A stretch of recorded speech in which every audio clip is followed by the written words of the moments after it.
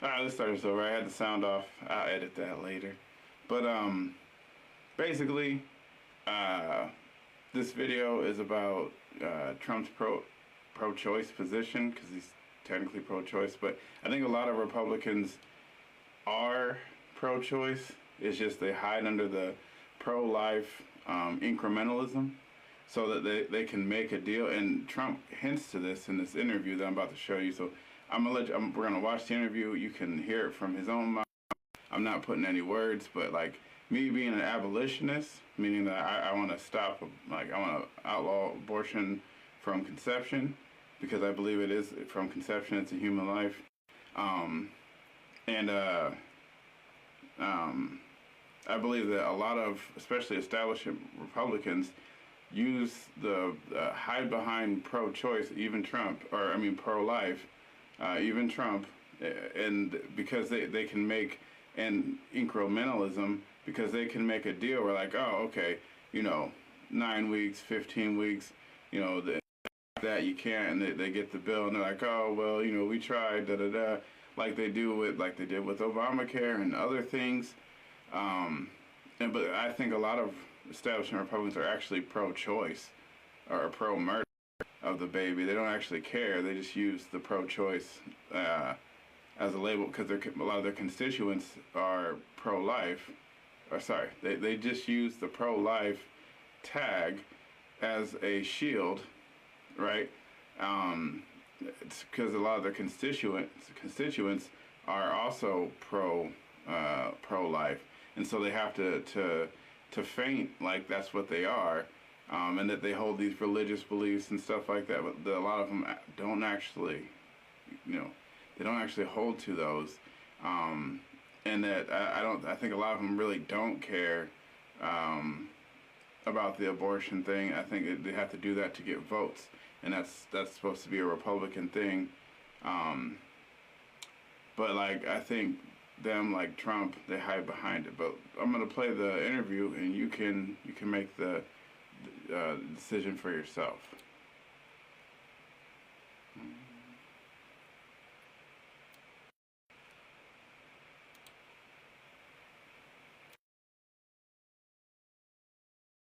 Of abortion, which is important to a lot of voters all across the country. Just this week, women in Idaho and Tennessee, I don't know if you saw this, filed suit against their state saying their lives were put at risk after they were denied abortion services because their state's restrictive laws put in place after Roe was overturned. So my question for you, Mr. President, is how is it acceptable in America that women's lives are at risk, doctors are being forced to turn away patients in need, or risk breaking the law? Ready? A little bit of a long answer. I hope you have time. I hope you have time. Okay. I'm here for as long as you have. Roe v. Wade. For 52 years, people, including Democrats, wanted it to go back to states so that states could make the right. Roe v. Wade, I did something that nobody thought was possible, and Roe v. Wade was terminated, was put back to the states. Now, people, pro-lifers, have the right to negotiate for the first time. They had no rights at all. Because the radical people on this are really the people, the Democrats, that say after 5 months, 6 months, 7 months, 8 months, 9 months, and even after birth, you're allowed to terminate the baby. Democrats aren't saying that. I just have to. Democrats are not saying that. Of course That's they do. Not true. You have a Virginia governor, previous governor, who said after the baby is born, you will make a determination, and if you want, you will kill that baby. The baby is now born. Democrats writ large are not talking about that. Only 1% of late-term abortions happen, and always in the state of They are the radical people, because nobody wants to see abortion after 5 months and 6 months and 7 months. And now it gave people that believe in pro-life, look, just so you understand, it's pretty much 50-50. It's a 50-50 issue. Amazing. If you look at the charts, it's been 49, 51. It's been like that for many years. Goes both ways. 51, both ways. Ready? I was able to do something which gave at least pro-life people a voice. Now it's going to work out. Now, the number of months will be determined. And you're going to have something where everybody comes together. Does it bother you, though, that women say their lives are being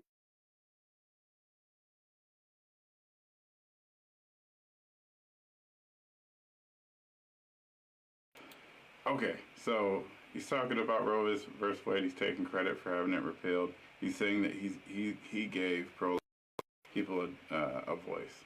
All right, whatever. Say we grant him that. All right. So then he says about the number of weeks. So I want to point out that for Trump, it's about the number of weeks. So he was talking about how people want it all the way crazy up to birth and how that's crazy. But then he's talking about, oh, we're gonna solve this issue, and it's gonna be a certain number of weeks that they're gonna agree upon or whatever, and the issue will be solved for good. I don't think he understands that, like, especially here in Indiana, but like a lot of what people call them pro-life, or whether they're abolitionists of abortion, or like that Christians and different classes of Christian, like Catholics, Protestants. I mean, and then even within that, like Calvinist, Baptists. The majority of them agree that life starts from conception, and so for a lot of Christians, it's not whether you can abort them at like 3 weeks or 2 weeks or right after conception, or 6 weeks out, 15 weeks, like whatever. It's not about that. It's about protecting the life after it's conceived, right? And extending what we would call constitutional rights to the preborn, right? So that they're not murdered. They have a chance to develop and be born and participate in life. And some people say, well, I never asked it, but no one asked to be born. That's just how life works, right? And to cut, life short, like, because you're like, well, what if they born into a bad family, or they're poor and they suffer? Like, you're basically making the argument, like, to put children out of their misery at a young age. So, like, what if he's 2 and loses his mother and father and is living poor? Like, is it justified so that he doesn't have to live that long, go all the way through life and have a tough life that you then put like a bullet in his head or something? Like, like there's lots of scenarios. It just doesn't make sense. Like, it's a person, and they have to, and ideally, we've taught, especially colleges and through high, like we've taught kids not to have to take responsibility for their actions. Abortion is one of those things where, like, if you're doing the wrong thing at the wrong time and you get pregnant, because sex is the primary goal of sex is reproduction. That's what it's mainly. Like, yeah, you can have pleasure and you can use it but like its main goal is reproduction. That's why most guys shoot stuff at the end of it. Like, that's what it's for. I think it's relatively obvious, but like, it's been made complicated, but retardedly complicated, in the sense of, like, it's not that complicated actually. It's pretty straightforward what the organs are made for. So the argument isn't whether it's 4 weeks or if it's 16 or whatever, 16,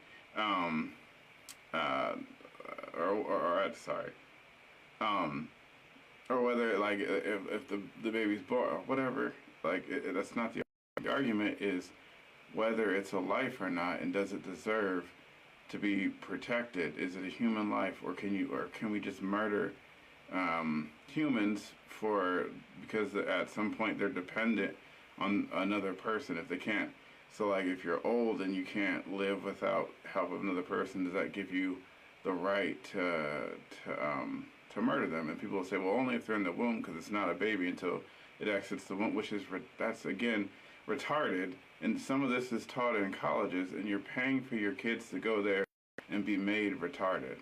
Like, you're spending hundreds and thousands of dollars for retarded kids that left most of the time smarter than when they went to college, but due to social pressures that have been the conditions that have been set for that, in order to keep them from thinking for themselves, being able to speak out or ask questions that might, upend what's been decided is okay. And it's been done on purpose. That's part of it. It's like a brainwashing program.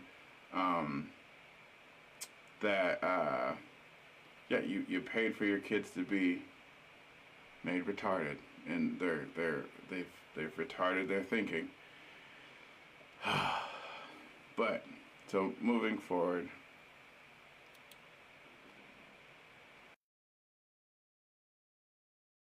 put at risk. Do you feel you bear any responsibility? Because as you say, you are responsible. What's going to happen, this is an issue that's been going on for a long time, and it's a very polarizing issue. Because of what's been done, and because of the fact we brought it back to the states, we're going to have people come together on this issue. They're going to determine the time, because nobody wants to see 5, 6, 7, 8, 9 months. Nobody wants to see abortions when you have a baby in the womb. I said, with Hillary Clinton, when we had the debate, I made a statement, rip the baby out of the womb in the 9th month. You're allowed to do that, and you shouldn't be allowed to do that. Again, no one is arguing for that. That's not a part of anyone's platform, Mr. President. The Democrats are able to kill the baby after birth. Let me talk to you. Nobody wants that. Democrats don't want that So either. we're going to come together. I want to know what you want. I want to know what you're going to do if you're reelected. We are going to come together. Would you sign federal legislation that would ban abortion at 15 weeks? No, let me just tell you what I do. I'm going to come together with all groups, and we're going to have something that's acceptable. Right now, to my way of thinking, the Democrats are the radicals, because after 4 and 5 and 6 months, but you have to say this, after birth. You have New York State and other places that pass legislation where you're allowed to kill the baby after birth. Mr. President, I want to give voters who are going to be weighing in on this election a very clear sense of where you stand on this. I think they're all going to like me. I think both sides are going to like me. What's going to have to happen is you're going to have to, Kristen, you're asking me a question. What's going to happen is you're going to come up with a number of weeks or months. You're going to come up with a number that's going to make people happy, because 92% of the Democrats don't want to see abortion after a certain period of time. If a federal ban landed on your desk, if you were reelected, would you sign it at 15 weeks? Are you talking about a complete ban? A ban at 15 weeks. Well, people are starting to think of 15 weeks. That seems to be a number that people are talking about right now. Would you sign that? I would sit down with both sides and I'd negotiate something, and we'll end up with peace on that issue for the first time in 52 years. I'm not going to say I would or I wouldn't. I mean, DeSantis is willing to sign a 5-week and 6-week ban. Would you support that? You think that goes too far? I think what he did is a terrible thing and a terrible mistake. But we'll come up with a number. But at the same time, Democrats won't be able to go out in 6 months, 7 months, 8 months and allow an abortion. And, Kristen, you have to look at this, because you said no. You have some states that are allowed to kill the child.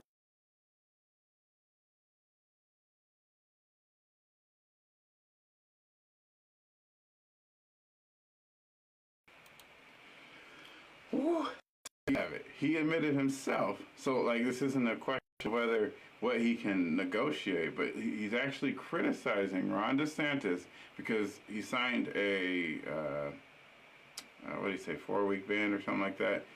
So, like, he's saying that was wrong and terrible. So Trump is actually pro-choice. He's just not. He is pro-choice. He's not pro-life. He's just, pro-murdering babies until after, a certain number of weeks, and then it's wrong. Then he's pro-life-ish, or what he wants to masquerade as pro-life. This guy is not the conservative that everyone makes him out to be. And I don't like or dislike Trump. I judge people on, their actions, what they believe, what they say. And this guy is a Democrat. He's a Democrat, but his position is normally 90s Democrat positions, right? So he says, he's about there's going to be peace, and he wants to make people happy, and he thinks that if you just, if it's only a certain number of weeks, then it's going to make everyone happy. He'll be the savior of the pro-life movement. But he's not pro-life. He's pro-choice. Like, even just think about it critically, like critical thinking about what he said. He's criticizing someone for getting a ban closer to it. I mean, within a time frame where the baby's smaller or at less time, further away from birth, right? So Ron DeSantis signed that bill, and he's criticizing. He's saying it's terrible, right? And then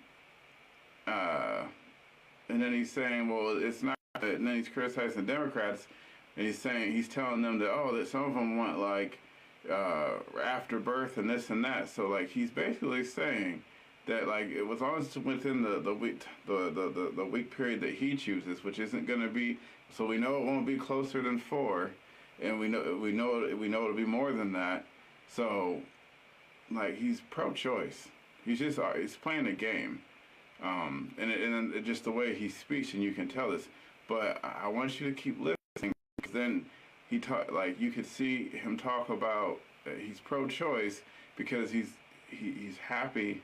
Well, I'll play it out, and then you can hear him with his own words. So.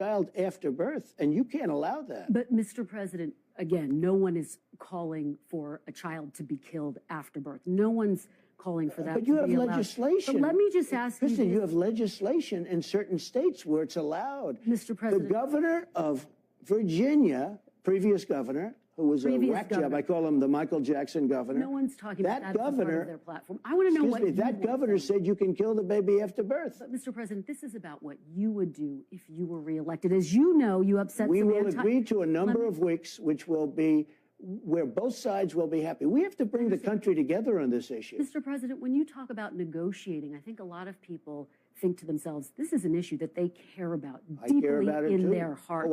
They know where they stand, and they want to know where you stand. As you know, some anti-abortion groups are really looking for some clarity from you. So let me just ask you to put a fine point on this. Should the federal government impose any abortion restrictions, or should it be completely left up to the states? No, I don't think you should be allowed to have abortions well into a pregnancy. But what about the question I just asked you? We're going to agree to a number of weeks or months or however you want to define it.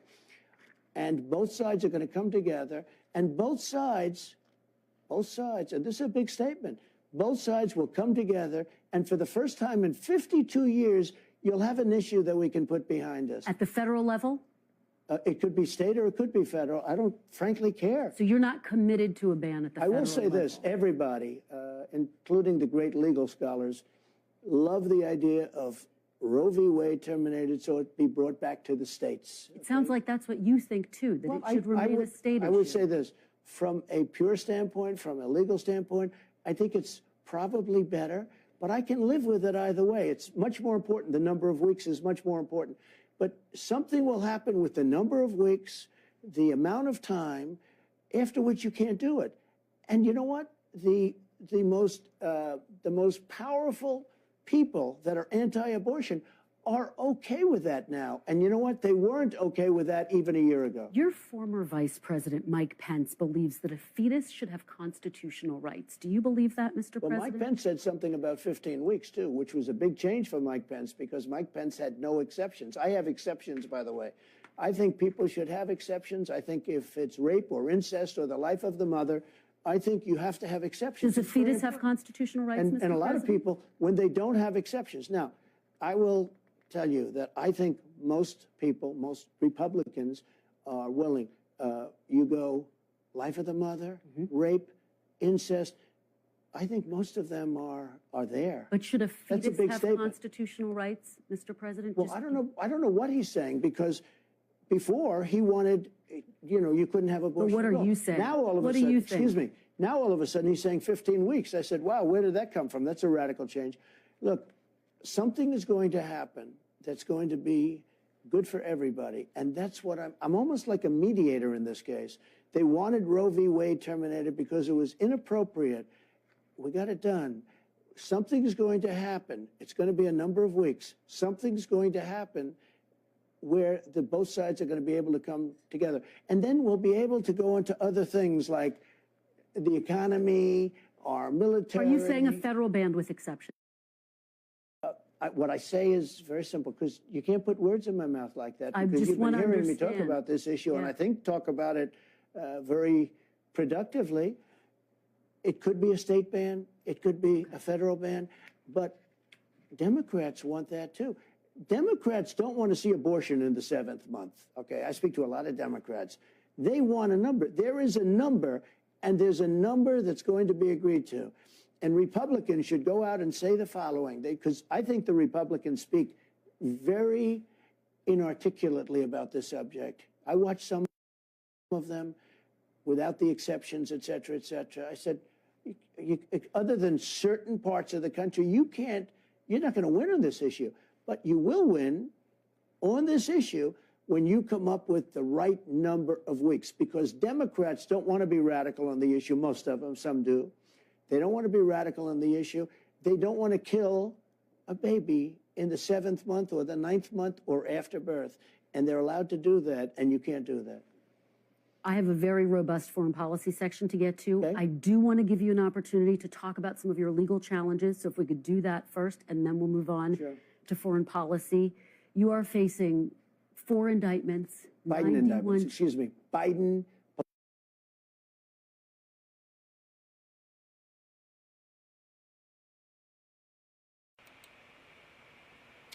Okay, I was having some difficulties. I figured it out.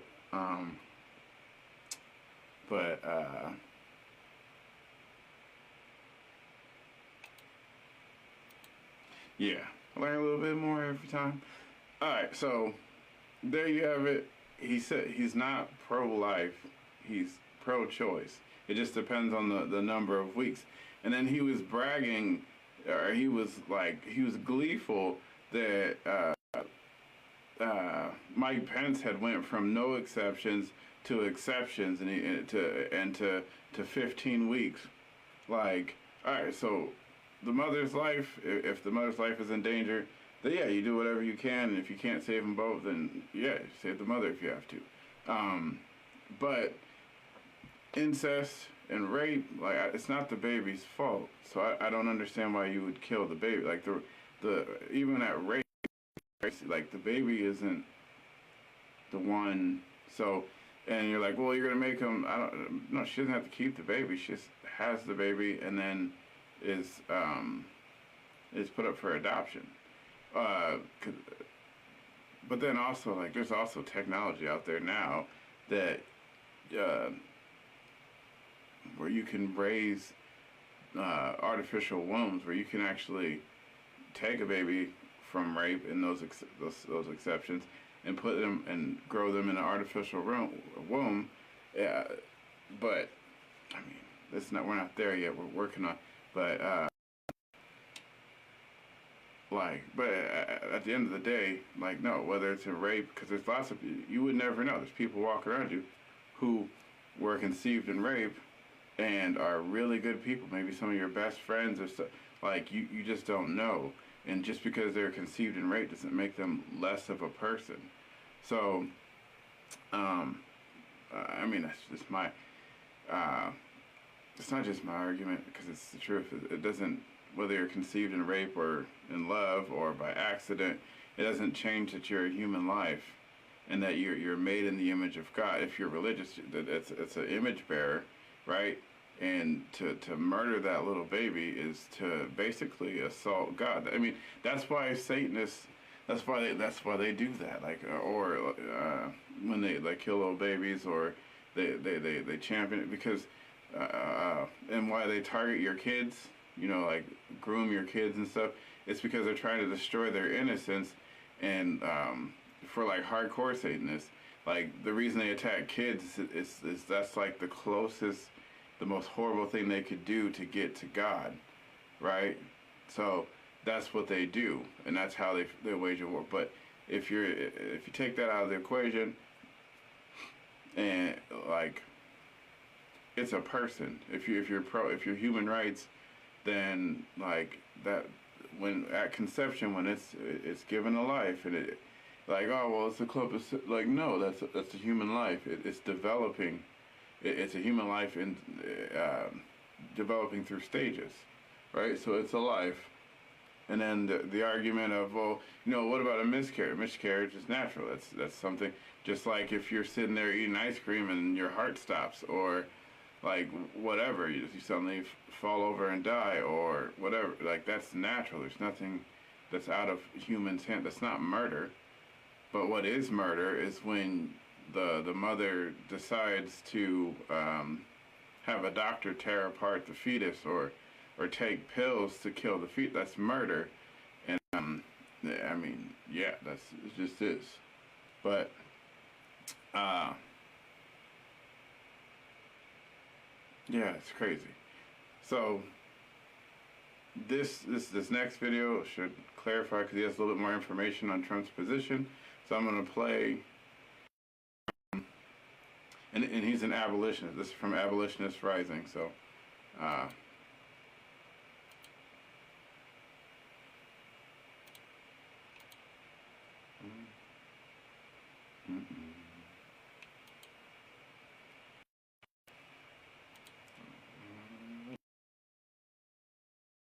thirdly, and this is the most important point, and it's why I wanted to make this video, and it's what I want people to understand, and so I have to stop explaining it.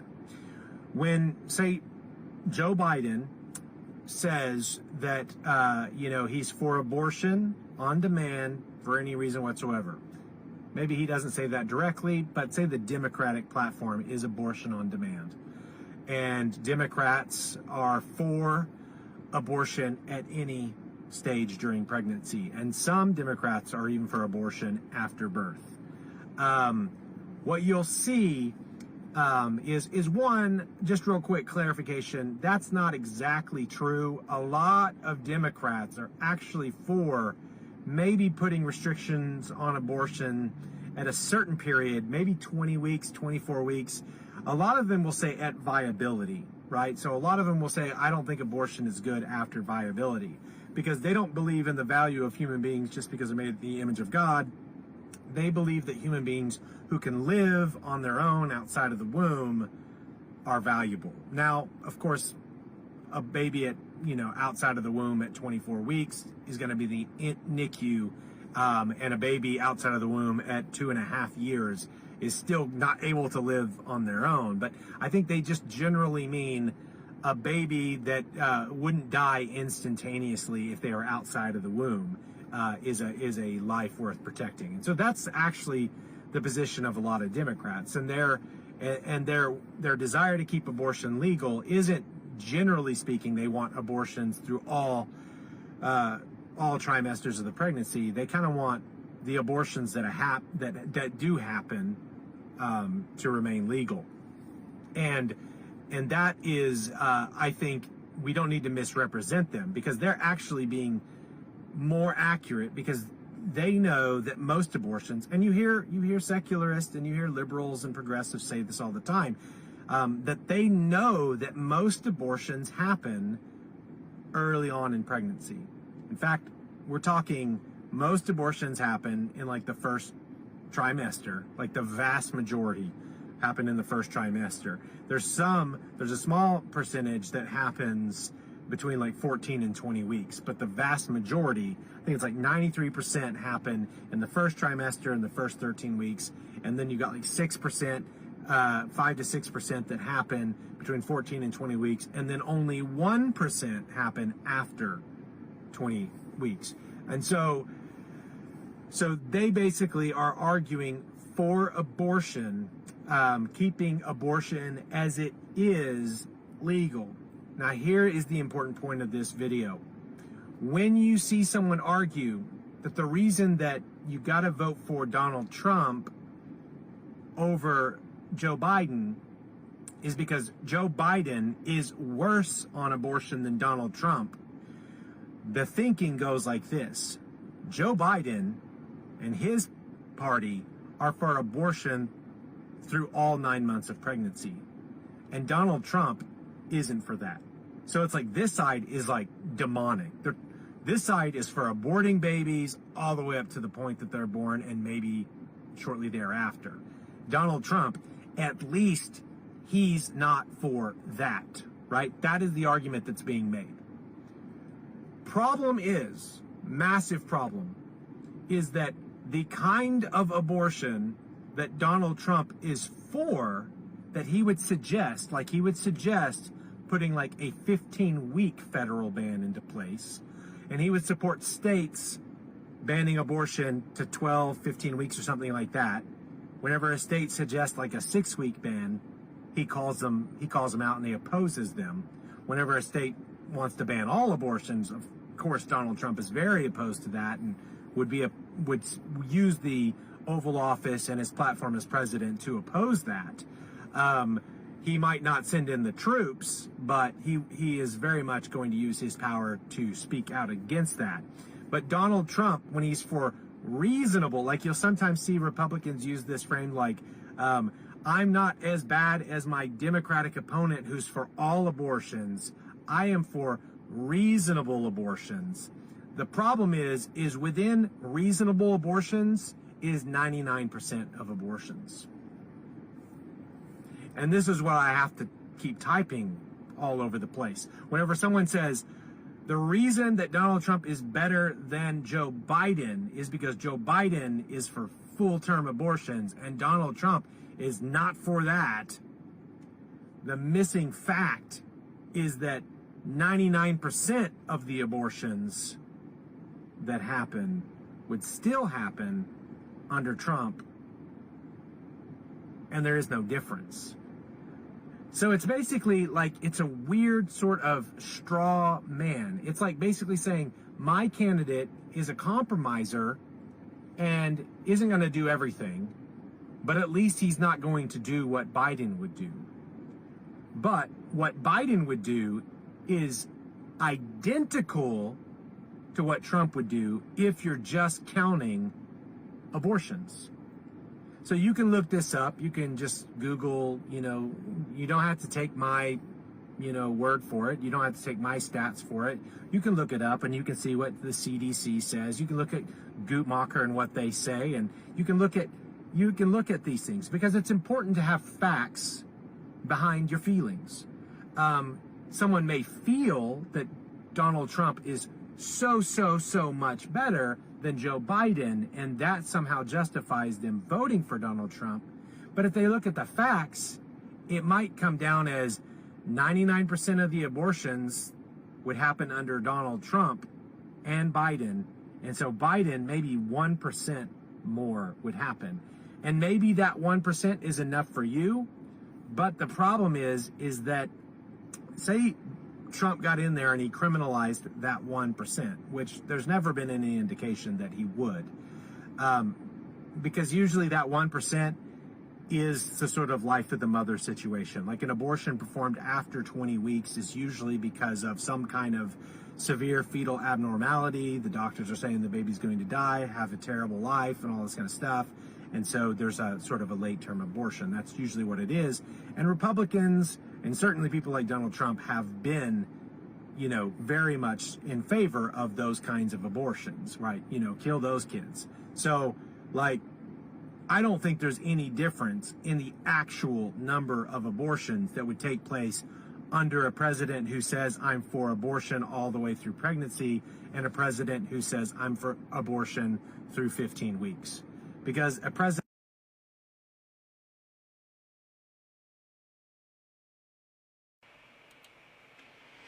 So, remember, Ben Shapiro says, facts don't care about your feelings. This is true. So, the amount of time that Donald Trump says that he supports abortion, or even if it's just a few, See, and we watched Donald Trump's words. He said when DeSantis was like, I think it was like 4 or 6 weeks, something like that, and he said that was awful and bad. And then he criticized, you know, the all the way up to being born. But he's like, well, it's going to be a number of weeks. But so anything more than something more than 6 weeks to a certain amount of time, right? With his own words, like Donald Trump is telling you that he's pro-choice, he's pro-murdering babies, like, and he's against those who would put an end to it. So he's not much better than Joe Biden. Like, he's a Democrat, just like a lot of the Republicans who support that same kind of thing. Like, these people don't have the same values as you, but they know that if they go to these meet and greets or these things, or when they're on TV and they say, "Oh, I'm a Christian, a Bible-believing Christian," and then they're like, "Oh, I'm pro-choice," you know, and then they talk crap about, you know, abolitionists like me and like him who want to see an end to it, like, who want to protect human lives. Like, these people don't share your values. They only pretend to get your votes. The Republican establishment is like it's a sham.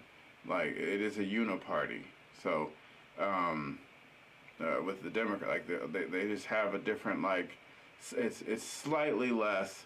So like the Democrats have like the extreme, and then the Republicans are like, "Oh, I'm conservative. I'm with you guys, but I'm still gonna move you left," and that's what we've been watching. And I see so many people defend Trump whenever you bring up stuff. Like, I only bring up stuff that I can show the receipts for, like gun control, abortion. The way he still thinks it's a good thing that the way he handled COVID and stuff, even after the fact. He doesn't, no apologies, no nothing. Pushing vaccines after all the injuries, after it doesn't do what it says, everything, he still defends all that. Was it light speed or something like that? So like people are like, "Oh, you're like," I'm like, I don't hate Trump, but I'm against anyone who goes against my rights, right? Who seek, like, so my Second Amendment, I mean all of, like, my natural rights. Anyone who's going to suppress those and trample those, and anyone who is going to reduce the liberty of future generations and whether it's economically or physically or through legislations or the justice system wrongly. No, I oppose them. So I'll stand against Trump if I have to on subjects, and that's what I mean. Like, Trump supporters are not true conservatives because they don't actually. They're proof that conservatism doesn't work because they'll stand behind someone who is not a conservative, even though he pays it lip service. Like when he went to the NRA and was like, "I'll protect your Second Amendment rights," and then later on after that shit, he's like, "Oh, we could do it without due process. Like, let me work with you Democrats, and we'll pass gun control. You don't have to be afraid of the NRA." After he gave a speech at the NRA not too long or too much longer before that, something like that. So it's not that I'm out here trying to bash Trump. Like, no, I'm showing you that he's not. If you're a conservative, which I don't even know what that means anymore, or I don't know what this meant for like the last, I don't know, what, like 100 years, maybe before, because it doesn't really have any meaning, because we continuously move to more centralized power, further left, even on the right, like even the Republican establishment. And so, like, so I'm gonna put this up because I'm about to do a shameless. So, the Indiana Freemen's Party, like, the goal of the Indiana Freemen's Party is to establish a document that says, you know, our people will vote these ways, always on these topics, and you're not voting for a party, you're voting for the ideals of the party, and that way when you vote for one, you know that's the way they gotta vote, not only will we police us, but it'll be set up so that you can police us as well, and we have to stay in contact with the people who voted for. We have to go back into the areas all this time, doing stuff, serving these people, cleaning this stuff. Like, not just, come say some catchy words and then, like, cowboy dance out, like they do, and, just the ridiculous stuff that they do. And for some reason, people still vote for them. They eat it up without even looking to see if that's what have they stood behind their words. That's how you get so many of these rhinos still in office. And we see this in the, I think with Micah Beckwith, like the one supporting the other lady, I can't remember what her name is right now, and then the one that Trump endorsed, like, I knew that she was establishment as soon as Trump endorsed her. And I was hoping that, like, Indiana would see through that, because Micah Beckwith, if he is what he says he is, like, he seems like it, but I don't have very much trust for politicians in general, so, or the government in general. But if he is what he says he is, then, like, he's a net good for Indiana. And for, like, if you're a conservative, or if you're on the right, far right, whatever, like, all of that, if you're a Christian, that he's going to try and be a restraining force against the unconstitutional growing state government, or trying to wield power, like making it, was it a mistake to not wear a mask or whatever. Like, it's ridiculous. In fact, I think that governor should be thrown in jail for for trying to do that. Like, that's ridiculous. But that stuff doesn't happen. But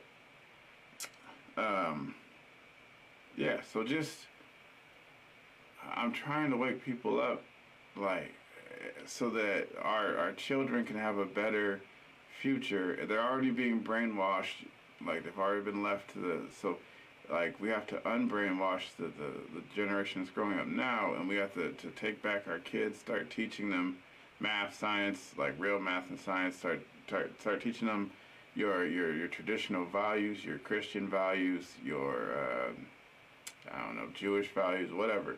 And I mean, like, from the Tanakh, not from, like, just Judaism in general, but I'm not going to say Islam, because there's a lot of Islam countries that, accept people sleeping with little boys and stuff. So, I mean, yeah, so like, when you look at they're throwing gays off of the roof, you're like, wait, what's that? Because, they have this thing where they sleep with little boys, and like Afghanistan and Iraq, and, and Pakistan as well. And you're looking at that, and they're throwing gay people off the roof, and then Iran's forcing people to either die or transition, like, and then, but, it kind of is like, well, when you start to look at the cultures and stuff, you start to see how they could align with some of the LGBT community and still throw, because it doesn't have to make sense. It doesn't, but so this is a call. Follow the page, like the page. You can message the page, comment, like, that you're interested in joining.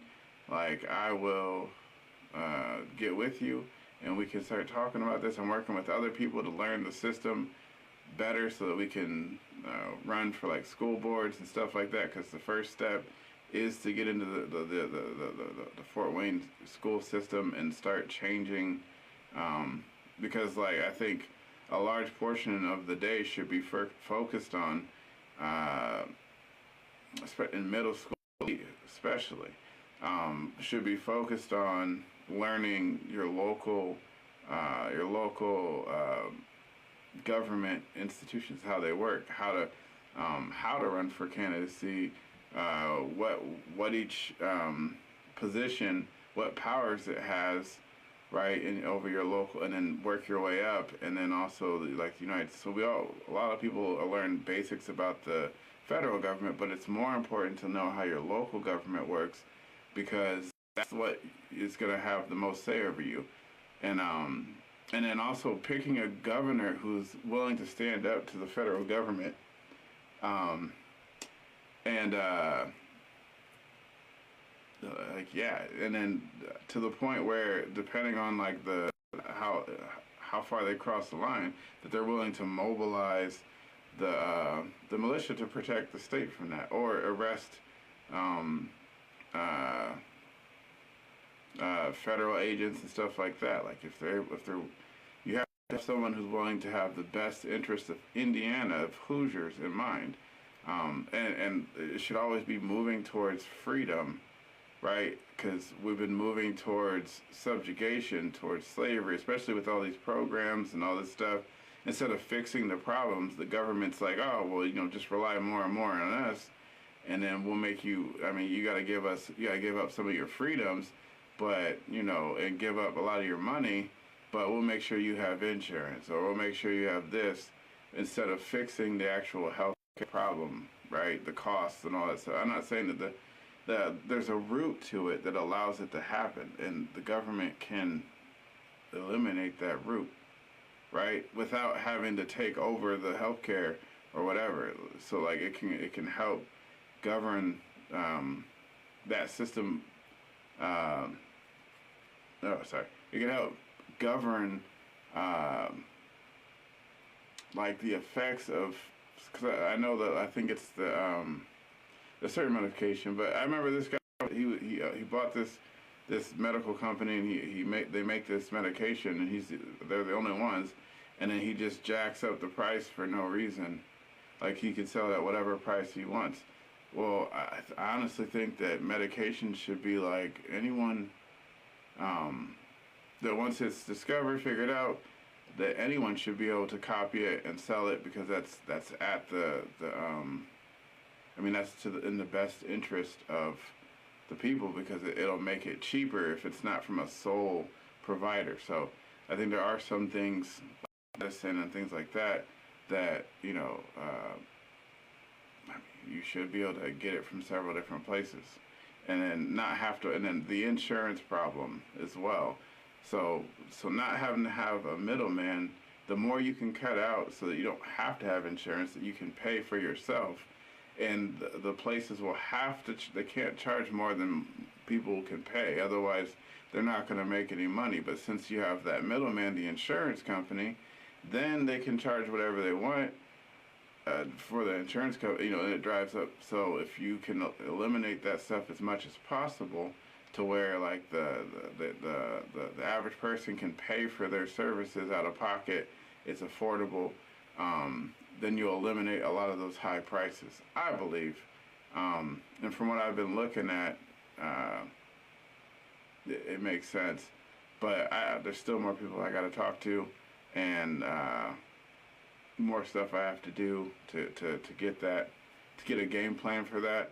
But it's going to happen. But I'm happy to see Hoosiers didn't fall for like the Trump endorsement thing, and they elected the best candidate, Micah. I'm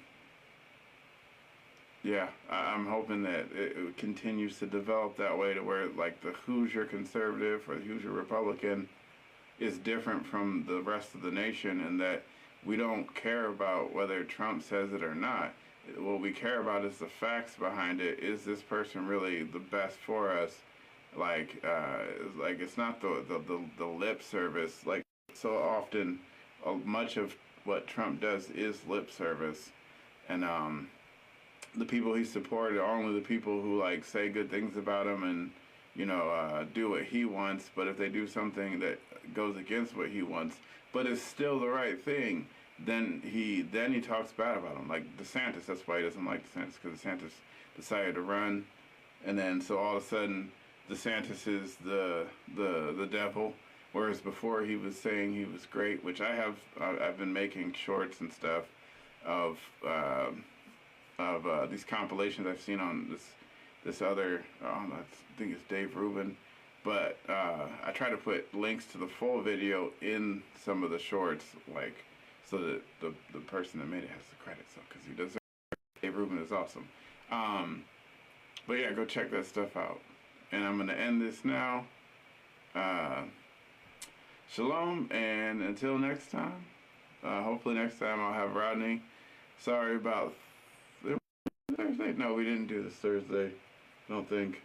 But we were supposed to, and Rodney got busy. So, but hopefully here we'll be back on schedule, and then eventually Rodney's gonna start posting videos on his own as well. So we should have several posts during the week. Start having more posts during the week. And thank you for watching. If you made it this far, shalom and good night.